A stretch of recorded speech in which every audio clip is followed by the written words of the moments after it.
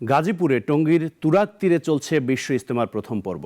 দুপুরে ইজতেমা ময়দানে জুমার নামাজ আদায় করেন লাখো মুসল্লি। গাজীপুর থেকে মোহাম্মদ আল আমিনের পাঠানো তথ্য ছবিতে আরও জানাচ্ছেন অলিউল রনি। কনকনে শীত আর হিমেল হাওয়ার মধ্য দিয়ে গতকাল মাগরিবের নামাজের পরে আমবায়ানের মধ্য দিয়ে টঙ্গীর তুরাগ তীরে শুরু হয় মুসলমানদের দ্বিতীয় বৃহত্তম জমায়েত বিশ্ব ইজতেমার প্রথম পর্বের। শুক্রবার দুপুরে দেশের সর্ববৃহৎ জুমার নামাজে অংশ নিতে ঢল নামে সব বয়সী মানুষের। অংশ নেন সারা দেশ থেকে আসা মানুষের পাশাপাশি তুরাগ তীরের আশেপাশের লোকজনও। এছাড়াও ছিলেন ১৭৩টি দেশ থেকে আসা ২,০০০-এর বেশি ধর্মপ্রাণ মুসল্লি।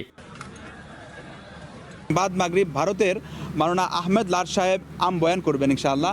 ইতিমধ্যে আমাদের প্রায় ময়দানে আসন্ন টঙ্গী ৫৮ ইজতেমা যা কিনা শুরু হয়ে গিয়েছে। ইজতেমাকে উপলক্ষ করে প্রায় দুনিয়ার বিভিন্ন প্রান্ত থেকে ২,১৫০ জন মেহমান ইতিমধ্যে ময়দানে উপস্থিত হয়েছেন এবং আরও মেহমান আলহামদুলিল্লাহ আসতেছেন। আত্মশুদ্ধি অর্জনে জুমার নামাজে অংশ নিতে এসেছেন অনেকে। আল্লাহর কাছে লাখো কোটি শুকরিয়া যে আল্লাহ পাক আমাদেরকে হক্কানি ওলামা দলদের মধ্যে রাখছেন। দুনিয়া তো ক্ষণস্থায়ী, দুনিয়া তো থাকার জায়গা না। আবাদান জিন্দেগি যে গোটা উম্মতের মধ্যে আমরা এই দিনকে আমরা সরিয়ে দিতে পারি।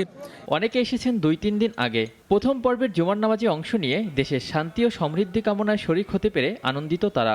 আল্লাহর কাছে শুকরিয়া যে আল্লাহ তাবারক তাআলা আমাদের সহি সালামতে বিশ্ব ইজতেমাকে সফলমণ্ডিত করার জন্য নিয়ে আসছেন। গুনাহকে পরিহার করি, সুন্দরভাবে জীবন সাজাই, একমাত্র আল্লাহকে খুশি আর রাজি করার জন্য, আল্লাহকে খুশি রাখার জন্য এই রাস্তায় আসা। সার্বিক পরিস্থিতি নিয়ে সন্তোষ জানিয়ে পুলিশ কমিশনার বলেন, মলম পার্টি ধরতে সাদা পোশাকে কাজ করছে আইন শৃঙ্খলা বাহিনী। খুবই শান্তিপূর্ণ অবস্থা আছে, আমি খুব স্যাটিসফাইড, আপনারা নিশ্চয়ই স্যাটিসফাইড।